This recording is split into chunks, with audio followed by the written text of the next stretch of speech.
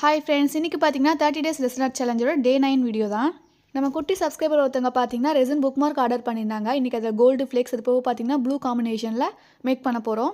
ஒருத்தங்க டவுட் கேட்டிருந்தீங்க, சின்ன மோல்டில் வந்து என்ன மாதிரி ரெசின் யூஸ் பண்ணலான்னு சொல்லிட்டு. ஆக்சுவலாக சின்ன மோல்டு பெரிய மோல்டு அதுக்கெலாம் தனித்தனியாக ரெசின் வாங்கி யூஸ் பண்ணணும்னு அவசியம் இல்லை.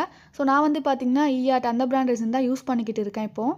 சில டைம் பார்த்தீங்கன்னா ஹீட்டிங் இஷ்யூவால் இந்த மாதிரி ரெசின் வந்துட்டு மோல்ட்லேயே நல்லா ஒட்டிக்கும், அன்மோல்ட் பண்ண முடியாமல் இருக்கும். ஸோ அதனால் அப்படி கேட்டிருப்பீங்க. பட் நான் ஈஆர்ட் தான் யூஸ் பண்ணுறேன், எனக்கு அந்த மாதிரி ப்ராப்ளம்ஸ் ஆனதில்லை. நம்ம யூஸ் பண்ணுற மோல்ட்லேயும் குவாலிட்டிலாம் இருக்குது. ஸோ அதையுமே பார்த்து வாங்கிக்கிறது பெட்டர். ஒரு 4-5 டைம் யூஸ் பண்ணதுக்கப்புறம் மோல்டு வந்து நல்லா இல்லாமல் போயிடுது. ஸோ அதனால் அதையும் நல்லா பெட்டராக வாங்கிக்கலாம். நான் ஐஸ்டிக் வச்சு பார்த்தீங்கன்னா அப்படியே ஸ்ப்ரெட் பண்ணி விடுறேன். ரொம்ப போர் பண்ணேன்னா ரொம்ப வந்து திக்காகிடும். ஸோ அதனால் ஸ்ப்ரெட் பண்ணி விடுறது ரொம்பவே பெட்டர். இந்த மாதிரி கொஞ்சமாக ரெசின் போர் பண்ணுறதுக்கு பார்த்தீங்கன்னா சிலிக்கான் கப்லாம் இருக்குது குட்டியாக. ஸோ பட் நான் வந்து பார்த்தீங்கன்னா இந்த மாதிரி ஐஸ்டிக் வச்சே போர் பண்ணிடுவேன். இது ஒரு 8 hours ட்ரை ஆனதுக்கப்புறம் நேமெல்லாம் வச்சு ஃபைனல் லேயர் ரெசின் வந்து நான் போர் பண்ணிக்கிறேன். நெக்ஸ்ட் டே 10 வீடியோவில் பார்க்கலாம். தேங்க்ஸ் ஃபார் வாட்சிங்.